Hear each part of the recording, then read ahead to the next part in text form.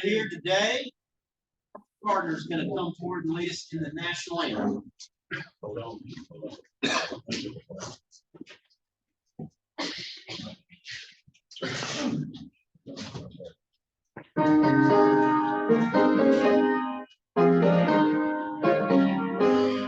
Oh, say, can you see by the dawn's early light what so proudly we hailed at the twilight's last gleam, whose cross stripes and bright stars through the perilous fight o'er the ramparts we watched were so gallantly streaming, and the rocket's red glare, the bombs bursting in air, gave proof through the night that our flag was still there. Oh, say does that star-spangled banner yet wave over the land of the free and the home of the brave? I pledge allegiance to the flag of the United States of America and to the republic for which it stands, one nation, under God, indivisible, with liberty and justice for all. Wes Grant has our invocation. All right, please. Dear Heavenly Father, thank you again for just a beautiful day outside today, the spring weather coming in. And we know that you're over all of creation. And thank you for this club and what it means to everybody. Thank you for Josh and his leadership this year and all those that have come before him.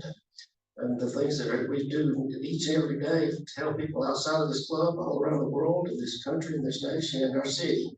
Lord, be with us as we go through our day to day. Help us to seek your guidance in all we do. Bless this food and nourish bodies and everybody's in service. Amen. Amen. Mr. Terry Duffy, Family and Rotary. Thank you very much, President Josh. Hope everybody's having a fantastic Monday. Before we get to the important things of birthdays and anniversaries, can I share something? We absolutely do that. There was this couple that was madly in love with each other, and they were about to get married in like a week. And I'm only telling this story because of John Norman, so I'm putting it on John's back.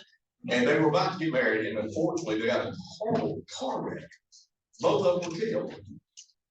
They passed up to heaven. They're outside the pearly gates. St. Peter comes in and says, hey, you don't have any reluctancy about coming across. We're going to let you come across, but, do you have any reluctancy? And they said, yeah, we do.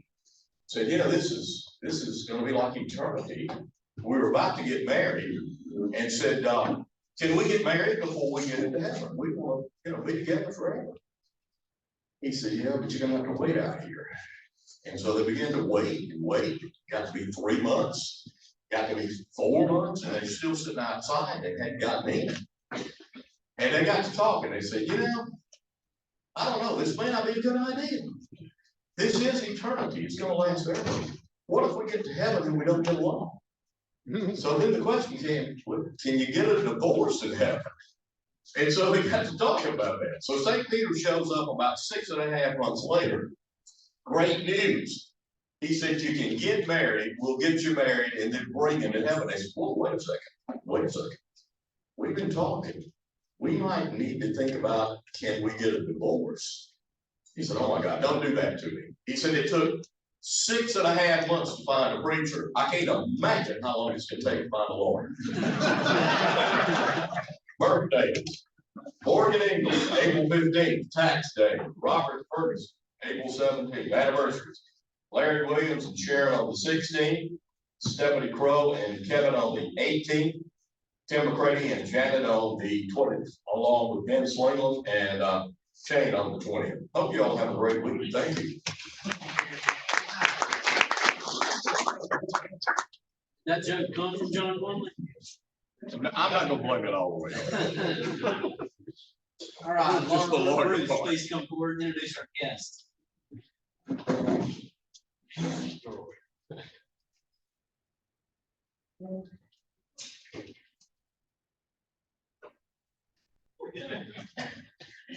Good afternoon, everybody. Hey, so we are very happy to welcome our guests and visiting Rotarians today. So when I call your name, would you please stand and please remain standing until all visitors are recognized. Mr. Kirk Davis, the guest of Alan Richards, can you please stand? Thank you. Tim Goodwin, guest of Dell Goodwin. Thank you, sir. And then Miss Leslie Hurlick, Public Affairs Officer from Fort Novosel. And are there any other visitors with us today or visiting Rotarians? So thank you and welcome to all of our visitors.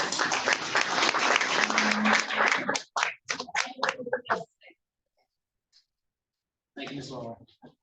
All right, time for our Can't Ask a Drawing. Alex. We had our second week in a row of drawing the winning card last week, so. There's only 83 points. Last score 7161. 7161. Are you sure?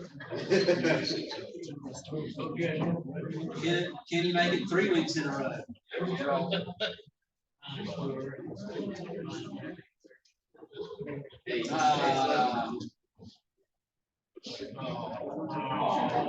Nice play, Mike. All right, just a couple announcements today. Mr. Bill Shealy gave us a certificate of appreciation from the Salvation Army for our bell ringing that we do every year around Christmas time. So thank you to the Salvation Army for their appreciation. And then just an update, 2 weeks from today, April 29th, we will not be meeting here. We will be meeting at the Wiregrass Public Safety Center. We're gonna have a box lunch there at the normal time, and then we're gonna have a tour of the lovely facility out there. So we won't be meeting here April 29th. We'll be at the Public Safety Center. So please make a note of that. With that, I'm going to turn it over to Art Morris to introduce our presenters.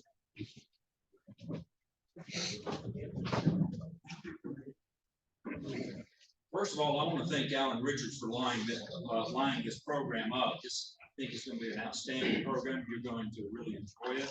And I am just honored and privileged to introduce to you today Colonel Richard Tucker. He's Chief of Staff of the U.S. Army Aviation Center for Excellence at Fort Novosel. So his introduction is probably longer than his speech, but I really don't want to leave anything out. It's very impressive. So Colonel Richard Tucker is a graduate of the United States Military Academy at West Point, where he was commissioned in 1998. He's married to Stephanie Tucker of St. Petersburg, Florida, with 2 daughters, Lauren and Alyssa. Tucker's key command assignments include Headquarters Company 82nd Aviation Brigade in Fort Bragg, now known as Fort Liberty. First of the 228 Aviation Regiment, Joint Task Force Bravo in Honduras, Haiti, and Central America. Deputy Brigade Commander for 2nd Combat Aviation Brigade in the Republic of Korea, and the Brigade Commander for the 1st Aviation Brigade at Fort Rucker, now Novosel. His key assignments include aid camp for the Assistant Division Commander, 7th Infantry Division at Fort Carson, Bosnia, Egypt, and the Coalition Joint Task Force Kuwait, Assistant S3 with the 1st of the 17th Cavalry Regiment in Iraq, Battalion Task Force S3 and Executive Officer with 2nd 10th Assault Helicopter Battalion at Fort Drum, New York, and in Afghanistan, Brigade Executive Officer for NS3 for the 10th Aviation Combat Aviation Brigade at Fort Drum, and Afghanistan. J372 Theater Security Cooperation Exercises for U.S. Pacific Command at Camp H.M. Smith, Hawaii, and Southeast Asia. Commander's Initiatives Group and Director G5 for the U.S. Army Aviation Center of Excellence and Fort Rucker at the time. Major deployment history includes stabilization force in Bosnia and Herzegovina, in 2000, multinational force observers in Egypt in 2001, Operation Southern Watch in Kuwait in 2001, Operation Iraqi Freedom in 2006 and through 7, Operation Enduring Freedom in Afghanistan 2010 through 11, Operation Enduring Freedom again 13 in Afghanistan and in 2013 through 14, Task Force Matthew in Haiti in 2016, and Joint Task Force Bravo in Central America in 2016 and 2017. Colonel Tucker holds a master's degree in industrial organizational psychology and human resource management from Appalachian State University, and a master's degree in strategic studies from the U.S. Army War College. He is also a graduate of the U.S. Army Command and General Staff College. He is rated in the OH-58 Delta Kiowa Warrior and the UH-60 Alpha, Lima, and Mike models of the Black Hawk helicopters. He holds a civilian single-engine fixed-wing license and is a commercial instrument-rated rotary wing pilot. He is a master Army aviator and a senior parachutist. Never understand why you jump out of a perfectly good airplane.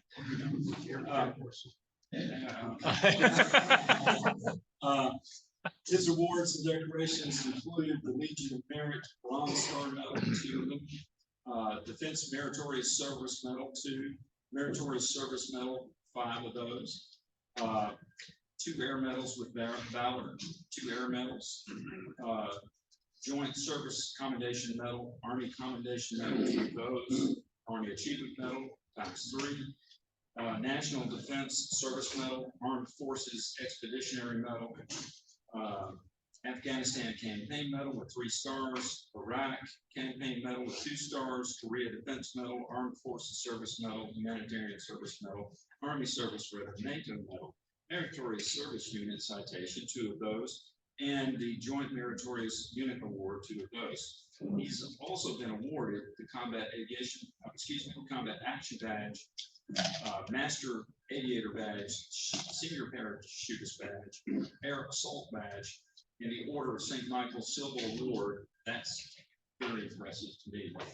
And his foreign awards include the Polish Parachutist Brigade, Badge, the Chilean Parachutist Badge, and the Republic of Korea Master Aviator Badge. Let's please welcome Colonel Richard Tucker.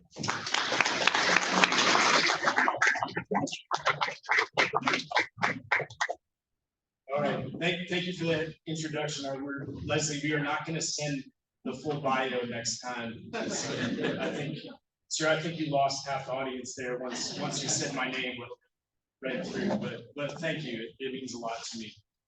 Josh, thank you so much for having me. It's really an honor and a pleasure to be here with you. I do want to apologize on behalf of Alan, because when he talked to me about coming to do this, I think he really intended for General McCurry to be here, not for me. So he may have taken some credit that General McCurry was going to make it back. But you've got me here today instead with him on the road. I appreciate the time here. What I was asked and what I'd like to share with you is an update on Army aviation and Fort Novosel, certainly in this context and in this audience here, for your support and your knowledge of where we've been with the post and the branch and where we're headed, so that you can then make decisions and take actions and shape and continue to foster this thing we have that's called the partnership. So I'm going to talk a little bit about where we were in 2023, where we are, where we're going in 2024, and then share with you a little bit on how you can help as well. So I'm really fighting the urge right now, but I've got a bunch of dad jokes too. So since we opened with a joke here, if we start to lose anybody, then I'll throw another one out. Alex wants me to tell one. Absolutely. All right. Do you know what you call a cow with no front legs? I don't. Lean meat. How about a cow with no legs? No meat. Ground beef. Oh, yeah. All right, I got a few more last. Yes, sir. Apparently it's microphone. I don't know. Can anybody hear me? Maybe you might hear me. You want to lean, is that better if I lean forward? Much better. All right, well, I'm not gonna start over again, though, so the first row got my info. Can I take this thing out? I can just hold it too. If you want to turn down the sensitivity. Okay, Turn the other mic off. You got two mics. I've turned it down. they trust me. Thank you. Okay. Test. Okay. All right. Thank you. So they trust me with multi-million-dollar aircraft and soldiers, but not audio video equipment. So thank you so much for lunch. And as I said this afternoon, let me start a little bit about 2023. So looking back at last year, really I'd have to borrow a quote from Charles Dickens. It was the best of times. It was the worst of times. The world was a chaotic place in 2023. And if you watch the news or you read the papers or any other documents, you know that it still is. So the conflict in Ukraine, hostile overtures by North Korea with its testing of nuclear capable missiles, tensions in Indochina that were and still continue, the war between Israel and Hamas. There were 183 regional and local conflicts underway in 2023. That was the highest number in 3 decades. In 2023, Army Aviation also experienced the worst Class A flight mishap rate in 3 years. We had 9 Class A accidents, resulting in 14 fatalities. These mishaps were tragic losses, but the Army implemented actions to reduce them, starting with an Army-wide safety stand-down that occurred in May 2023. I'm going to jump out of order a little bit because we are seeing right now another spike in flight-related mishaps at the Class A level with some additional loss of life. And what we are working into as we speak is a safety stand-up for 2024.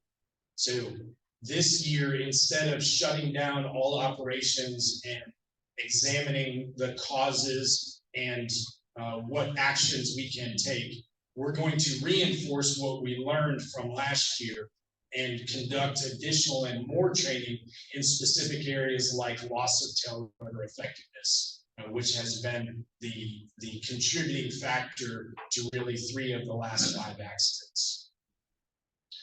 While these events were certainly unfortunate, it also highlighted some bright spots in 2023, particularly at Fort Novosel.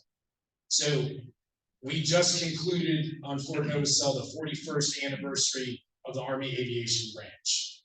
April 12th, 1983, that Army Aviation became a separate branch of the Combined Arms Team. Last year in 2023 was the 40th anniversary, and with that also included the redesignation of posts from Fort Rucker to Fort Novosel. The USA's headquarters, the Aviation Center of Excellence headquarters, Building 101, was also renamed McNair Hall in honor of Major General retired Carl McNair, who was considered the father of the aviation branch. Fort Novosel at the time was recovering from COVID restrictions and eased access to the public to get on post. We had the 4th of July Freedom Fest that occurred that brought a record number, estimated about 18,000 attendees, and was the largest participation since 2016. We really bolstered the Meet Your Army and Civic Leader support events. Outstanding support from our federal, state, local community leadership to include visitors from senators, House of Representatives, their staff delegations, Lieutenant Governor Ainsworth, local mayors, councilpersons, and other community leaders.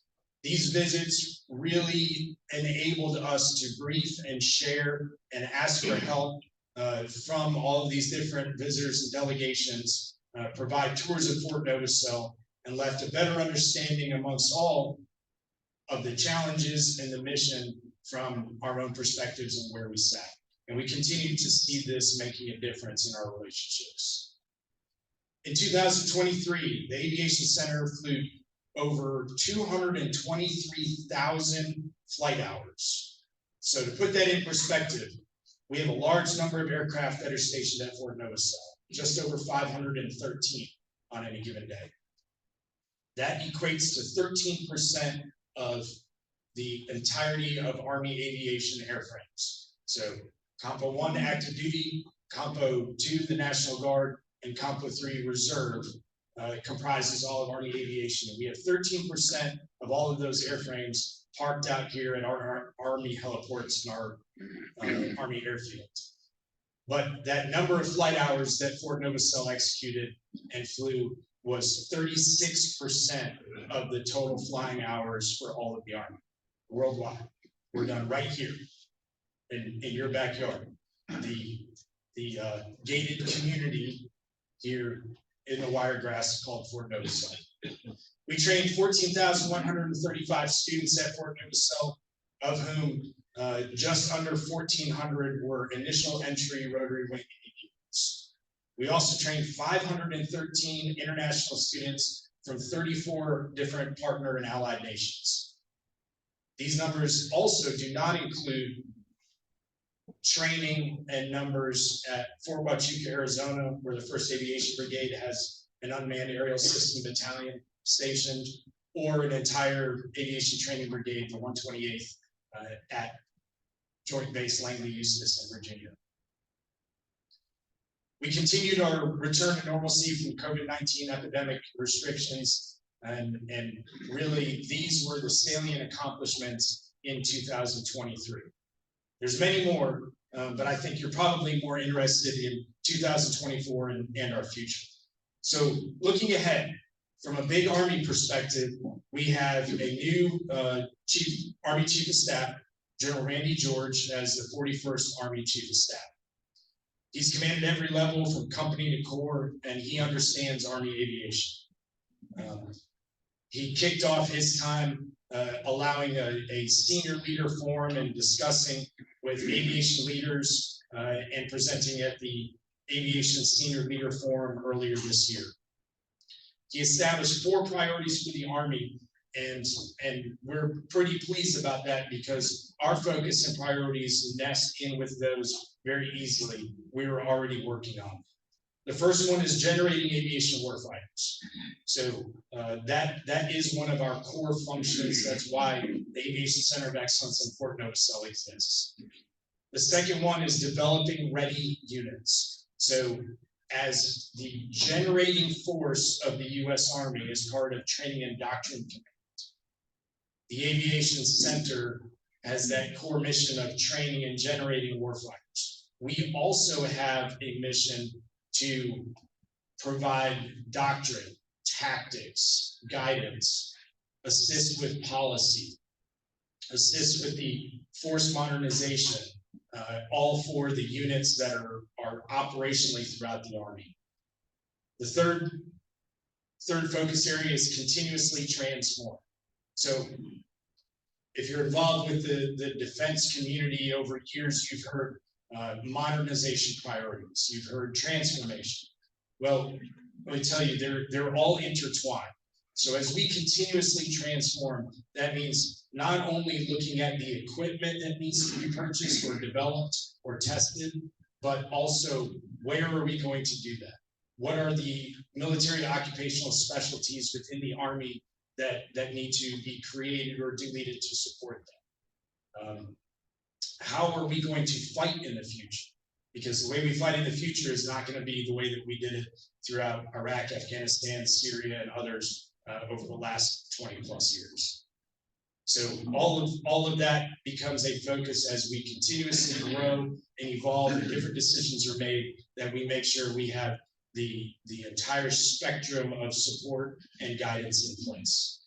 And finally, the fourth one is strengthening the profession.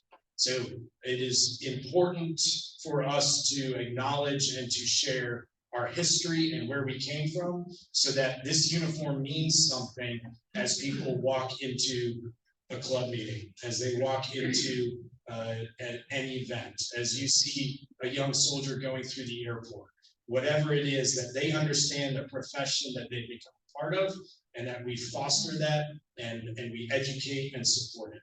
So that becomes part of what we do daily, especially at the training level. Let me share with you, Army Aviation's mission has not changed. Despite what you may read in the news or see about drones or different ways, Army Aviation will still continue to do the same thing that we have in the past. Our core competencies remain constant. We see or sense things on the battlefield and provide that information to the Ground Force Commander.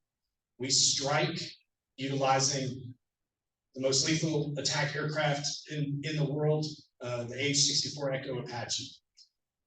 We move, whether that's air assault tactically, or move people or equipment through air movement throughout the battlefield, or medical evacuation. And we extend across large distances the mission command for all of the Army and the combined armed forces. So to bring it down to kind of terminology that I understand and to share with you, if a commander or a soldier on the battlefield needs to know what's beyond the next ridge line or beyond the water, then we're going to find out and we're going to let them know. If they get into a fight and they need additional firepower, then we're going to deliver it. If they need to be moved to a position of relative advantage against the enemy, then we're going to be the ones to put them there. And if God forbid they get wounded or killed on the battlefield, then we're going to. And that's truly what Army Aviation does. All right, in 2024, our student population in the Flying Hour program is going to remain generally constant to what it was in 2023. So we're already a ways into the fiscal year. We've seen the continuing resolutions progress now into an appropriation. So at this point, we've received our budget and our funding, and all of the projections have remained relatively constant. A few years ago, we had increased the throughput, especially for flight training at Fort Novosel. So now we're in a maintenance phase of that and making sure that aircraft maintenance and other factors, instructor pilots, everything that surrounds that flight training continues to evolve and is at the right levels. The economic impact to the Wiregrass, we expect to remain relatively constant. So Fort Novosel, if you didn't know, provides approximately $9 billion a year of economic impact to the Wiregrass area. That's a significant amount. We employ 14,500 people daily. We're the 5th largest employer in Alabama and the largest south of Montgomery. That population supports approximately 6,165 military family members, 760 international partner students, and 113,000 soldiers for life and their families. So we are keenly aware that what decisions we make impacts the local communities that surround us here in the Wiregrass. And we're also keenly aware that sometimes what you do significantly impacts us and our populations. At this point, we have truly seen another phase of evolution in our relationships and our positioning within Lower Alabama, where our workers, our soldiers, our civilian employees are your residents. And in the same, where we live and where we participate, or where our kids go to school, are right one and the same in all of these communities. We're extremely thankful for that, and we could not do what we do anywhere else in the country. I can say that with absolute certainty. The support from the local populations, the numbers of former military soldiers, airmen, Marines, everybody that's here. I guess I left out the Navy. I am an Army grad, but it makes an enormous difference to us. So for that, I want to thank you, and I truly appreciate it. All right, continuing on with 2024, just last week, we did the final dedication and ribbon cutting for the William Howell Training Support Facility. That's a significant effort that maybe some of you or many of you were involved in, that got us to the point where we have a dedicated facility to house the artifacts and a lot of different airframes dating dating way back to World War I, in order to preserve those and also use those as instruction and to teach a lot of our students and cadre and others that come through there. Our basic allowance for housing rates in 2024. So we saw an increase in that basic allowance for housing pay, average of about 5.4%. So that was approved and combined with the 5.2 increase in military base pay is intended to try to combat the inflation that was seen over the previous year. The current housing post occupancy rate in our housing is 96%. Hey, ladies and gentlemen, that's great news, because what that means is the investment that has been made on post is being used, and at a 96% rate, it also means that we're going to have cadre students, their families that need to live in your communities off post. So that balance is right where it should be. Should see continued numbers that come through for either a permanent assignment here for several years or for their training lasting anywhere from 6 to 18 or 24 months. Our military construction projects were requested for Fort Novosel. We've received various priorities in the facilities investment plan, but a significant victory, and thanks for support from Senators Britt and Tuberville, we're able to mark up about $68.2 million in the FY24 budget that was approved. So we just last week also officially broke ground on a $100 million plus project for an advanced individual training barracks facility.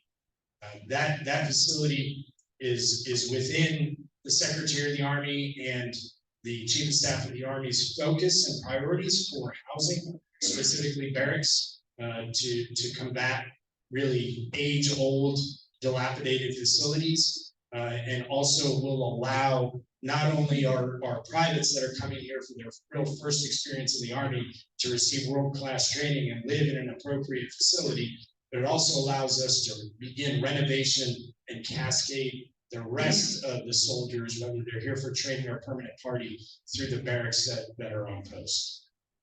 Because those AIT ones that are being replaced were not the oldest or in the worst condition, but it allows us to start that movement. We also have markups for an Army radar approach control facility that's out of Cairns Army Airfield, hazardous material storage facility, our medevac, medical evacuation ready building, which you know has that civil support to the civil authorities mission here. I just saw them the other day landing out here at Flowers Hospital. Aircraft parts storage facility and a vehicle maintenance storage facility. The Child Development Center, moving through some of the other support on posts, is 105% filled. The School Age Center is 82% filled, and the Youth Center is currently housed at the School Age Center with a daily attendance of 15. So additionally, after several setbacks, the non-appropriated funds construction projects at East Beach out there at Lake Tulaco, what we are calling the Lake Lodge, is nearly complete. Who here uses the pharmacy at Lister Army Health Clinic? Okay, good. So I can tell all sorts of stories then. But in all seriousness, the pharmacy at Fort Novosel evokes quite a bit of interest. As we were the test bed for the program called Military Health System Genesis. Obviously, we were at the center point of learning for a lot of challenges with that system. That caused some pretty significant delays and pharmacy wait times. So we have emerged from really that crisis, and we're seeing a significant improvement. Our wait times are about 1 to 1.5 hours for a new prescription, and anywhere from 4 to 20 minutes for a refill. We have frequent days for the wait time averages under 1 hour. We have also increased the number of pharmacists, easing that workload, and we've got a text system queuing that's in there as well. So I share this with you because we get a lot of telephone calls from our esteemed officials asking us, why they're fielding complaints or why the wait times were so long. But we've seen a significant improvement, and it also allowed us to highlight the fact that we are resourced for all of the active duty permanent party individuals and their families, as well as the TRICARE Prime in the immediate local area. What we are not resourced for is a number of the Soldier for Life retirees that are in the Wiregrass, nor the mass amount that drive from the beach up here as they come to visit and utilize the commissary, the PX, the health clinic, and others. So finally, let me share with you how you can help. So recruiting, we've been facing unprecedented challenges for several years, and at this point, that's not a surprise or new news to any of you. We have seen a significant increase in communication, advertising, support from the local communities, a number of different JROTC or other programs that are out there that are trying to educate not only the young men and women, but also their parents, who are quite often involved in their decisions. So I would ask, although we've made some progress, we haven't made enough to cover the delta at this point. So I would ask you to just keep that in your conversation and allow us knowledge of any opportunities that you may see. Additionally, the Meet Your Army events. So if you haven't been to Meet Your Army, I would encourage you to work together and request and schedule one of those. So their headquarters department of the Army outreach initiatives that really the public affairs team came up with a few years ago and have really launched within the last 18 months or so. We have 13 assigned community partnerships throughout the Wiregrass. First, the 145th Aviation is your community partner. They're assigned to the 1st Aviation Brigade. That should be your first call. But these Meet Your Army events also are focused on community leaders, on legislators, and on other individuals, JROTC and otherwise, to bring them to Fort Novosel, display and show what we do, try to educate, and then bridge what sometimes exists in a gap of communication. And each one is slightly different based on who's coming and where the questions lie. But most all of them include flyovers or static displays or otherwise. Speaking of that, we also are excited to continue to go out from Fort Novosel into your community. So in 2023, we supported 5 scheduled monthly Meet Your Army events, 8 Troy baseball first pitches, 1 NFL, 5 NCAA football, and 3 high school flyovers. The NCAA Beach Volleyball Championship, 15 static displays for ROTC, 26 formal support requests, and 100+ unit and community touch points. We administered the oath of enlistment to 22 future soldiers during the recent Senior Bowl, and we estimate we reached 2,000 young men and women to teach them about Army aviation. We do partner with the 2nd Recruiting Brigade in Montgomery and work a lot of our efforts with them. So, ladies and gentlemen, that's what I wanted to share with you today. As I said, it has not been perfect, but we've experienced some adversity and feel that we've learned and become better for it. And to this point in 2024, the predictions are holding true. We're doing extremely well. And I can't express on behalf of Major General McCurry anymore our thanks for your support, for what you do, and for including us as part of your communities in the Wiregrass. Thank you very much.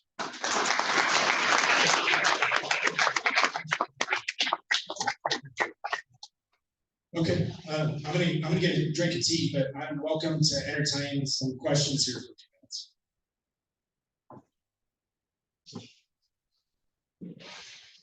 You don't have to ask them. Oh, here we go, sir. we know that the Navy and the Air Force, Marines, all have helicopters. Was there some plans at one time to try to combine the training of all the services, maybe done here, worker at that time, that was separate out? So the question was whether there was any plans to combine the rotary wing training from across the different services here at Fort Knox, correct? Did I get that right? Okay, so in short, no, but we already do some of that. So we do have the 23rd Flight Training Squadron out at Cairns Army Airfield as one of our tenant units that operates there. They have a maintenance contract out there that's related to ours, and they do the rotary wing training and the Hueys for the Air Force.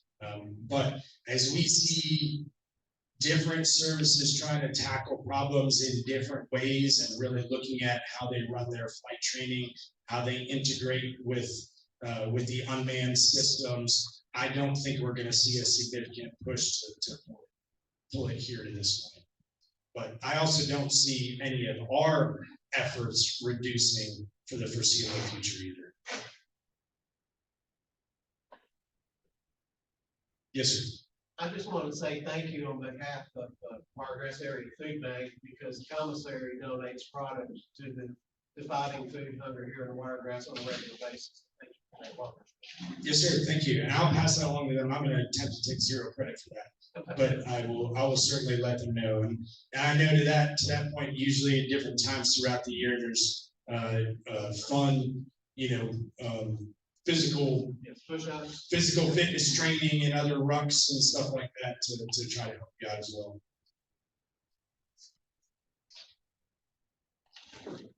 Yes, sir. How many airfields are there under the umbrella of Fort Novosel? So here locally, we have one Army airfield, that's Cairns Army Airfield. We have 4 Army heliports. So that would be Knox, Low, and Hanchey on main post, and then Shell Army Airfield, or excuse me, Shell Army Heliport out in Enterprise. We then have 17 different stage fields in the surrounding counties where those aircraft launch from any one of those 5 either heliports or airfield to fly to conduct various amounts of training before they recover. And then we have in the neighborhood of 63 plus or minus remote training sites, which are really our friendly farmers fields that we have a lease agreement with to use. They vary in size, location, day, night, or any other restrictions. So the question is, we hear some helicopters go over our homes at nighttime, especially about more in the county area. Are they touching down somewhere or just flying over a lot of times? It really would depend, and I'd be making it up right now if I told you what the different flight routes are. I don't know for certain, but we have 3 flight training periods a day. There's the morning, the afternoon, and what we call the night one. So with the different hours, really it's through our partnerships and communication with the communities that have those stage fields or those heliports in them to agree to an end time. And then also just depends on what type of aircraft it is, what phase of training they're in, because we run the initial entry rotary wing as well as the graduate level courses like instructor pilot, maintenance test pilot, and a number of other ones. From Fort Novosel, from any one of those 4 Army heliports or 1 Army airfield, there's a very specific route structure. So it looks just like your highway maps and back roads, and you can only travel a certain direction over exact points at certain altitudes at certain times. But once they get beyond those, as we get them out of the congestion, then they're free to operate at different altitudes depending on what training. So I couldn't tell you, but you can always send a note. It'll probably end up with Miss Leslie. Doesn't bother me. I'm glad they're using our airspace for that. Let me go back here and I'll come back to you. Has been the workforce what are some of the new techniques and new additions in the helicopter world now? I know there are a lot of new things coming out with aviation, so I just wonder if we've got anything better than the old Huey. Sir, I won't say better or worse, because the Huey, I mean, that's pretty iconic, and I feel like I'm gonna get tackled here if I say something's better than the Huey, based on what some of folks in this room maybe flew or still fly, but we've certainly had different aircraft for a while. So the Huey, really in its twin engine form, is at this point only used in the local area by the Air Force doing their training. But the H-60 Blackhawks, we're at the Mike model level at this point, so it's a glass cockpit. It's fully coupled, meaning that you can program in specific airspeeds, altitudes, and align it to your flight plan or other paths and assist with that. The H-64, we moved from the Delta model Longbow into the Echo model Apache. That's trained here, and that's exclusively what we have for those airframes here. We continue to put more and more stuff on the Apache, which I'm sure you know historically, we get something and then we see what else we can connect to it, what else we can put in it. So at this point now, we're at a point where we are adjusting our training to go back to the days of old and instruct all of our aviators on tail rotor authority, tail rotor effectiveness, how to do that mission planning, know at what point when that tail rotor is going to be a potential hazard based on the power demands that are looking to the future. At this point, future vertical lift remains our modernization priority in Army aviation. So first and foremost, the future long-range assault aircraft. So about a 1,200 mile range. And that is going to be a game changer. At this point, when we get that aircraft, you can depart from CONUS and you can wake up in Europe without any help from the Air Force. Excuse me. So unmanned future tactical UAS, some of our other launched effects, there's a lot of exciting stuff. Go ahead, I just need to get a drink. I don't know if these allergies hit you, but they hit me this morning. I was curious, how long does it take typically to train up an aviator? Thanks. I appreciate that softball. I'll give you your cash later. The training time, it averages 18 months. So at this point, once you get to your advanced helicopter stage where you're going to fly the Chinook, the Blackhawk, or the Apache, those vary in duration. So as short as 6 weeks or as long as 16 weeks. But for any given aviator, any lieutenant or W1, we're shooting for about 1.5 years. A lot of them end up staying a little bit closer to 2. All right, ladies and gentlemen, thank you so much for having me.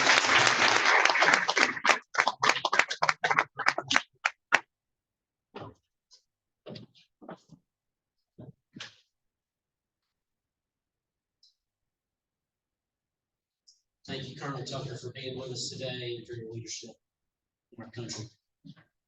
All right, next week we will have Chancellor Dr. Jack Hawkins with Troy University here with us, so looking forward to that.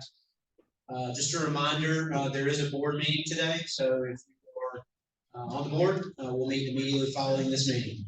Thank you to the guests that were with us today, Kurt, Tim, and Leslie. Great to see you all. And with that, please stand for our 4-way test. Of the things we think, say, do. Is it true? Is it fair to all concerned? Will it build goodwill and better friendships? Will it be beneficial to all concerned? Shine the light road.